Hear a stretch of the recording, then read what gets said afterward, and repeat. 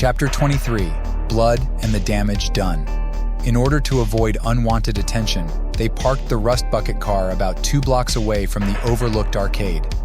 After the events of the night, they assumed there would be police radio chatter and didn't want to risk the usually empty parking lot becoming suspicious. This meant Trace and Ashley would have to walk or be carried the rest of the way to the arcade, which ran the risk of drawing attention to the group. During the trip back from the warehouse, the car was thick with the nervous energy that was emanating from everyone. David and Brick were regulated to the front seat, with David having to drive. With just his right hand, this proved to be difficult. He had always driven with hands at 10 and 2 o'clock, like you are trained when learning to drive. Now he had to adjust to his missing hand by gripping the wheel at 12 o'clock with his remaining hand. The first time he had to use a turn signal, he attempted to use his left hand and missed the toggle. He listened to the sounds coming from the back seat, where Dolly monitored both Ashley and Trace. Ashley's forehead had a newly acquired lump with a cut that bled over her once perfect face. Her wrist had red markings from the bindings that had been used to tie her up tightly to the chair she was being held in at the warehouse. Her lower lip had also been busted, and there was no way to know if there was any further damage to the rest of her. Trace was somehow in worse shape. The red-haired hacker's face looked something like the inside of a pulpy fruit. His nose had been recently broken. Again, his right eye was swollen completely shut. It was hard to tell in the dark of the car, but it also looked like he had lost some teeth. There was at least one good cut somewhere on the top of his head, as his face was covered in his own blood. There was deep discoloration all around his face, where he was already developing bruises from the damage the hounds inflicted on him. Occasionally, as they drove, Dolly would press on a part of him or try to talk to him. All he could manage was deep, shallow moans. God, Trace, don't be too far gone, David kept thinking to himself, every time he heard another pain-laced moan from the back seat. Once they were parked, they began the arduous task of walking the rest of the way to the arcade. David was helping Ashley walk. While she could stand and walk, the events of the night had left her weak and uneasy. In truth, the adrenaline pills Chops had given him had peaked and was quickly wearing off.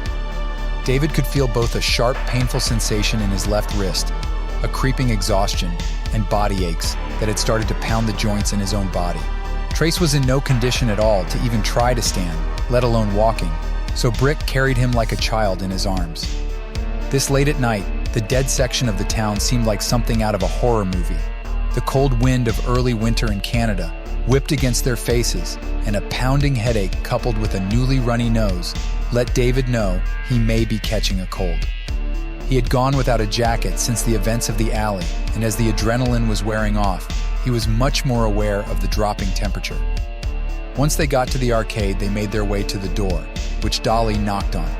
The camera above the door had been following them since David was able to see it, and the door flung open quickly with the shocked face of the teenage Nex.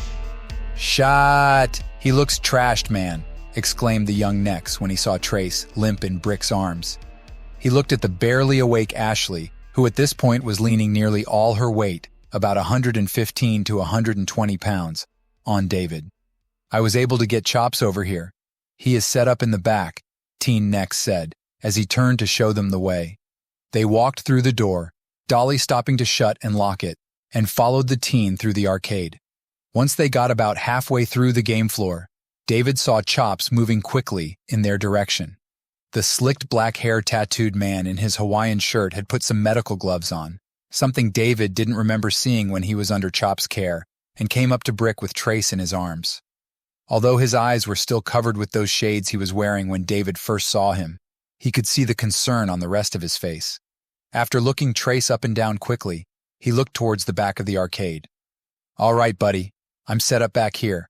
Let's get these two sitting down so I can see what damage has been done," said Chops. They carried Ashley and Trace over a few more feet towards a spot where Chops had set up some basic medical equipment. How did he get all this here and set up on his own? Wondered David, as he sat Ashley down on a porch lawn chair that reclined back. Brick did the same with Trace in a chair sitting beside Ashley. Ashley looked up at David from the chair she was in and gently grabbed a hold of his left arm. Her hand shakily moved down towards his wrist, and then stopped once she began to feel the bandage that covered his permanently disfigured wrist. Her eyes began to whip up some fresh tears, as David felt a level of shame and embarrassment began to wash over him. He knew it was showing on his face, which increased the pain on Ashley's face. He reached for the hand she placed on his left wrist with his right and clasped it. It was his attempt at showing her he would be okay. Chops had been over at Trace's chair and was working quickly evaluating him, as well as injecting him with what David could only assume was painkillers, as he was checking his heart rate and blood pressure readings. "All right there, buddy. Good news. Bad news. Which one you want first?" Chops said to Trace. Trace let out an exhausted moan with his eyes closed. "That ain't exactly an answer, buddy," Chops said. "Good news," Trace wheezed out. Chops smiled. "Well, good news is you can hear and respond to me. Also, besides some small blood loss, you haven't gotten anything wrong that can't be repaired," Chops said, and Trace lazily nodded his head. "But the bad news is, you got a couple busted ribs. That nose of yours will require some form of surgery, and the orbital bone in your right eye also may be busted. My advice, once you have healed up, you should consider taking some self-defense classes, because it looks to me, buddy, that you are shit in a fight." Chops smirked with that sleazeball hustler smile. Trace's one good working eye shot open and looked at Chops with newfound anger. But Chops just patted Trace's shoulder and injected a needle into the IV. "Check it out, buddy. All the pain you feel right now is going to go bye-bye for a moment. While that is sinking in, I'm going to go check out the beauty queen in distress. 'Kay?" Chops said, not giving Trace the time to even respond, and rolled his chair over to Ashley. Hey, love birds. Hope you don't mind, but I need to cut in and make sure our lovely lady here is A-OK," Chops said to David and Ashley. David let go of Ashley's hand and stepped aside so the doctor could start to examine her as well. He followed the same robotic movements as he had done with Trace, first checking heart rate and blood pressure, and then applying a clean needle attached to an IV to her arm. He pressed down on certain parts of her ribcage. A couple times she let out a gasp or two. Then he checked her eyes and reviewed the lump on her forehead. "Well, little lady, same offer as before. Good news or bad news?"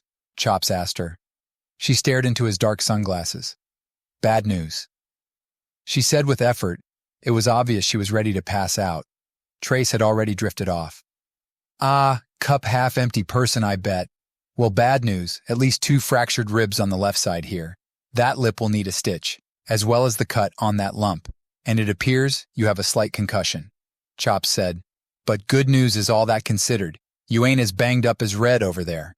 In a couple days, besides some discomfort when breathing, you'll be back out there moving as good as the rest of them." Chops finished.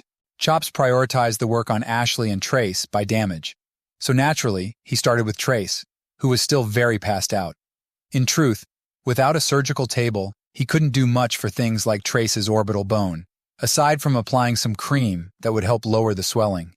He worked on other more basic injuries and bandages while Trace slept. Then Chops had to wake him, but Trace was incoherent, and Dolly had to help sit him more upright. Chops touched Trace's nose gingerly in certain spots, then cupped the disfigured nose between his hands. "All right, buddy. Luckily for you, there's enough happy juice in your system you won't feel all of this, but this has to get done," Chops said to Trace. In a sudden movement, Chops pressed his hands around Trace's nose to try and get it back to something that could be considered its original shape.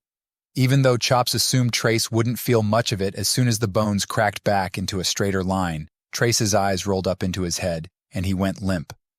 Dolly helped keep him situated in a position where he wouldn't fall back, and fresh blood trickled out of Trace's nose. "All right, thanks, Dollface. Let's get the seat raised some so he can sit here for a moment and not choke on blood," Chops said after applying a nose brace onto Trace. He then moved over to Ashley and began a similar process, first with covering up small scrapes and wounds, applying some cream on the lump on her forehead, and wrapping up her ribs. Then he began to put the stitches he had mentioned into her lip and her forehead. As he worked, David was sitting next to them. He looked over at the sleeping Trace. All the blood had been cleaned off him now, his face covered with fresh white bandages, and the redness of his face had gone down considerably already. Some fresh blood had trickled out of his nose after Chops had said it, but otherwise, he looked much better, considering the situation. After a considerably less amount of time with Ashley, Chops clapped his hands together to show he was done. Then, he looked over at David. "Gotta take a look at you too, buddy. That wrist will need to be checked out, and a new bandage needs to be applied. It's already black with filth," Chops said to David. David looked down at his left wrist. The bandage that covered his wound was coal-colored black in certain spots, the filth and fire from the warehouse having settled on the bandage in short time. David sat down in an office chair and placed his arm on a table between them. Chops began to remove the first layer of bandage. Once he got to the second layer, he stopped halfway through and looked David in the eyes. "Once I begin to remove the third layer and the wrapping underneath, you may feel some discomfort. You need to understand that when you lost your hand, you lost skin. Skin I can't just create. I did what I could to cover up the damage. But this isn't a federally funded hospital, and I don't have a lot of the fancy instruments they do at my disposal. If you are faint of heart, I would recommend looking away at this point, buddy," Chops stated. Then he began to remove the rest of the second layer. Once he got to the third layer, David noticed some yellowish and red coloring that bled through this layer on the stump. As Chops began to remove this part, the throbbing aches that had been coming from David's wrist began to pulse with searing pain. David bit down hard on his lower lip, and his legs began to automatically move up and down as he tried not to scream. Tears of pain began to pool around his eyes as the bandage covering the stump was removed with immense agony. Underneath was yet another covering layer. It was covered in the yellow pus color. Slowly, Chops undid the medical tape that kept it tethered to his wrist and began to remove the final layer. David, in the sheer uncontrollable pain, grabbed the dopey teen necks and screamed into the kid's belly, like you do when you cover a pillow over a scream. The kid smelt like you expect a teen with raging hormones and no deodorant to smell like. But in the moment of unyielding pain, the rancid smell mattered less than him screaming like a child. David pulled his head away from the kid and took deep, panicked breaths. He was on the verge of fainting as the world began to get dark and fuzzy around the edges. He looked down one last time at his left wrist. Chops said he shouldn't look if he was faint of heart, and David liked to think he wasn't. He realized then why the pain was so intense. Without being able to graft skin over the wound, Chops made a split-second decision the first time David was brought to him. He had cauterized the wound shut. The stump had an ungodly-looking burn defect which had led to the yellow pus having been so bad. The throbbing hot pain in his wrist finally took over, and David's faint tunnel vision gave way to full-on unconsciousness. When he finally came to, David awoke to the painful aches of his non-existent hand locked in a tight fist again. He let out a moan and reached over with his right hand to rub out the muscles in his left forearm like Chops had done in the sewer. Phantom limb is what Chops had referred to this as. David's mind continued to believe there was a hand at the end of the wrist, and as a result, there would be times, like right now, where he would experience sensations, in some cases, pain. Ashley noticed that he had stirred awake and was rubbing his arm and came over to sit next to him. They sat there in silence for a moment, looking at each other, as David slowly began to feel the non-existent hand's grip loosen. "You look a whole hell of a lot better," David said with a weak smile. He meant it too. Her eyes still looked tired, but the lump on her head had already come down some, and with the blood having been wiped from her face, she looked almost like herself again. "You know, it might be in our best interest to leave Montreal and get to the pilot as soon as possible. Before—" Ashley interrupted him suddenly. "David, you can't really want to keep going. Look at us. Look at this. Everyone and everything is only getting worse. Maybe we should have just stopped at DOE. She looked down at his left wrist and her eyes began to twinkle as they held in tears. "How much do we have to lose? What if you die? What if we all die? We could just leave, the two of us, slip away out into the rural parts of a Canadian Commonwealth, and live." David stared at her with a mixture of feelings. "Ashley, you don't really understand how much I want to do that. God, I want almost nothing as much as that. Just to get away. With you. But I have to know. I have to know why they have done this to us, to the world. I have to know if there's a chance to find my father. I don't want to do this without you, but I won't make you go with me. In truth, I care too much about you. If you want out, I'll understand. If I do survive the rest of this, I will come to find you." David's voice was hoarse as he held back the emotions that this conversation was sparking in him. He cared deeply for her. Hell, in truth, he loved her. He didn't want to lead her into something her heart wasn't in. It would just mean she was more likely to get hurt worse or even killed in the process. "David, the SDT agents were there tonight," Ashley said, and he felt the hairs stand on his arms. "They showed up about 2 hours or so before you did. They talked to me. I don't know if they talked to Trace, but they grilled me for a long while. Threats about reassignment, maybe even death. They demanded I turn you in. They said they would re-educate my father and anyone else that could be considered a close associate." "But they weren't there when we showed up?" David said in disbelief. If what she was saying was true, then they just missed the agents, and it was true that the men in suits that went to a hotel for the night was Anderson and Madsen. "I don't know. After they questioned and questioned, they left my room. I don't know what happened after that. The fat one, he said I would regret not taking his offers. But then I was alone again, until you showed up," Ashley said with her voice trembling. "I'm scared, David." "I am too. But I can't turn away yet, Ash. Not yet. We are so close, and so much has been sacrificed," David replied. She just nodded softly, with her head lowered. "What if Trace is done? If we lose him, what's the plan? Just fling ourselves at the walls of NP1, she said. "The plan is not to lose Trace. It's that simple," David replied, looking over at Trace, who was still sleeping on the chair Chops had set up for him. 20 minutes later, Brick, Dolly, and Ashley left to get the rest of their equipment that was left at Dolph's truck depot. David stayed and waited for Trace to wake. As he sat there, in deep thought, he heard Trace's strained voice. "Fuck. Guess you must really have hated your left hand," Trace said. His left eye was halfway open. David looked up at him, then down at his left wrist. The throbbing pain from the wound still occasionally shot up through his arm. "What can I say, man? Makes me look really tough now," David said, hoping the shitty joke would find a landing spot. It didn't. Trace grimaced at the pain of his body and face, or maybe at the poor attempt at humor. He touched his nose lightly. "How bad is it?" he asked David simply. "Dr. Chop said the bone around your right eye is broken, fractured at the least. Couple of cracked ribs. Your nose will most likely need surgery if you want to breathe out of it again someday. Not to mention a shit ton of stitches," David reported. As he spoke, he watched Trace's face as he took in the information. "I would complain, but look at who I'd be bitching my problems to. The one-handed Avenger and shit," Trace said, directing his eyesight at David's left arm. "Ashley said the agents were there. She said they tried to sweat her. Did they do that to you too?" David asked. Trace looked away and shuffled some in his seat. Yeah, they came down on me too. First, they were being led by that bounty hunter fuck. They opened and closed the door after looking at me.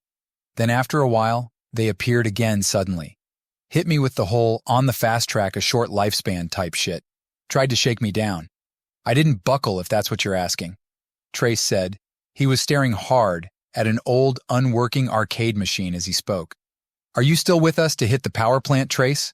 David asked again. His heart had moved into his throat at the fear that Trace would want out. He wasn't sure how else he would wrangle him back in.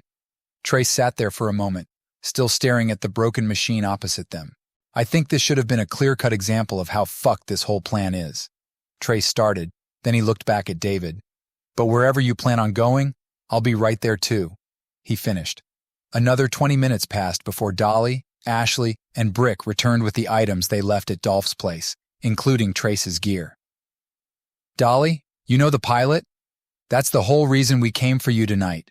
Think you are ready to take us to him?" asked David. "Yeah, Bannon and I. We got history. He's the only way you get to NP1 from here. I'm the only way he will fly for the organization," Dolly replied. They took a few more items from the Teenage Nexus storage.